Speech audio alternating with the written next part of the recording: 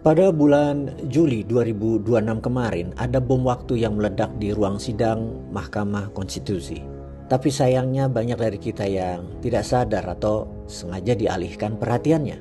Muncul sebuah angka yang bikin merinding. 367 kabupaten di Indonesia menghadapi ancaman krisis keuangan yang nyata. Ini artinya lebih dari separuh wilayah di Republik ini sedang menggap-menggap kehabisan nafas secara finansial. Mengapa daerah-daerah ini mendadak berada di bawah tekanan fiskal yang begitu berat?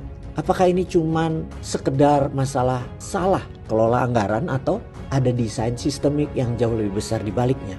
Jawabannya jelas tidak sesederhana yang diceritakan para birokrat di media. Untuk memahami permainan ini kita harus lihat bagaimana aliran cash flow negara bekerja.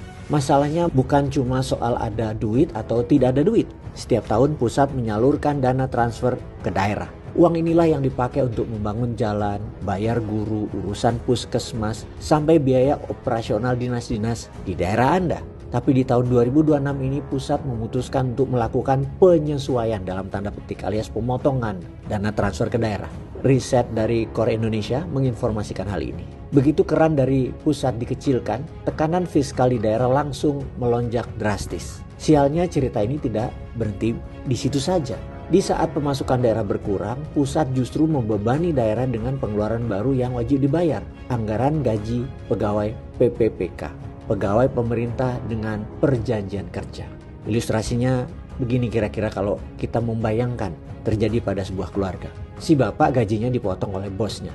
Tapi di saat bersamaan tagihan kontrakan rumah dan biaya sekolah anak mendadak naik 2 kali lipat. Kurang lebih seperti itulah nasib tragis para bupati di Indonesia saat ini. Pemasukan menyusut, pengeluaran meroket, double hit. Lalu kenapa program makanan bergizi gratis ikut terseret-seret dalam sengkarut krisis finansial daerah ini? Disinilah seninya mengelola opportunity cost. Pengamat ekonomi berteriak bahwa program prioritas nasional ini menelan ruang fiskal yang sangat raksasa sehingga uang negara tersedot habis ke sana. Negara jadi punya keterbatasan ruang gerak. Pemerintah pusat tentu punya narasi tandingan. Kata mereka, ini bukan pemborosan, ini investasi jangka panjang untuk memperbaiki kualitas SDM kita di masa depan. Sekaligus langkah efisiensi agar tidak ada kebocoran anggaran. Masalahnya investasi masa depan itu tidak bisa dipakai untuk menambah lubang kas daerah hari ini. Kenapa 367 kabupaten ini yang paling rentan ambruk? Karena sejak awal kemampuan ekonomi tiap daerah itu memang timpang. Ada daerah yang pendapatan asli daerah atau PAD-nya kuat karena ada industri di sana atau ada tambang di sana. Tetapi mayoritas yang 367 kabupaten ini adalah daerah yang dibantu keuangannya oleh pusat karena selama puluhan tahun hidupnya bergantung pada suapan dana transfer dari pusat.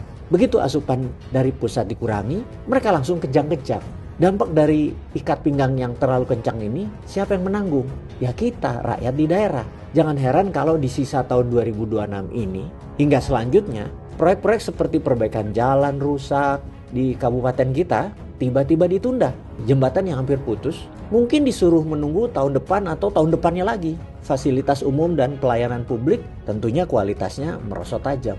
Ruang gerak pemerintah daerah terkunci total. Mereka tidak bisa bikin kebijakan inovatif karena jangankan untuk membangun, untuk bayar gaji pegawai saja mereka harus putar otak. Secara teknis ekonomi memang ini belum bisa disebut bangkrut seperti korporasi swasta yang dibawa atau dituntut ke pengadilan niaga. Ini disebut krisis fiskal. Tapi bagi rakyat kecil, urusan istilah itu tidak penting. Intinya satu, ada makanan di piring dengan harga murah. Namun sejauh ini uang di daerah sedang seret. Roda ekonomi lokal sedang macet, terutama di desa-desa. Kedepan mari kita simpulkan secara jernih. Di satu sisi kajian data menunjukkan ratusan kabupaten kita sedang sekarat menahan beban fiskal. Di sisi lain pemerintah pusat tetap bersikeras mengunci anggaran demi investasi masa depan melalui program-program sosial prioritasnya. Pertanyaan kritis dari para netizen untuk kita semua. Apakah formula pembagian anggaran pusat dan daerah ini sudah benar-benar adil? Atau kita sedang menyaksikan pusat yang egois mengamankan panggungnya sendiri sementara daerah dibiarkan bertarung sendirian, menahan lapar dan menanggung beban hutang. Kalau daerahnya melemah, bagaimana mungkin negara bisa kuat? Apapun itu, bagaimana menurut Anda? Solusinya apa? Tulis di kolom komentar. Peace.